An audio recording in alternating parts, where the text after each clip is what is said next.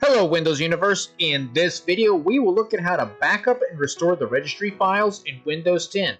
For a more in-depth look at the problem, we will link an article that goes more into detail on the topic. Before we begin, it is important that you add a system restore point. To do that, type in restore.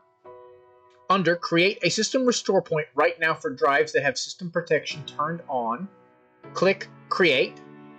Give it a name. Then click create. The system will create a restore point, so if something goes wrong, you can simply just restore your computer. To back up the registry, open the registry editor. Then, on computer, right-click, click on export. Give the file a name, and save it.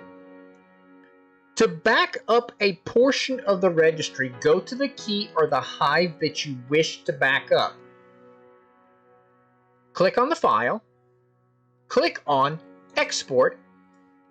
You have the option to save it as a registry file, a Hive file, a text file, which will save it in Notepad, or the older Win9x NT4 registration files. To restore a registry file, you can go to the registry editor, then go to File.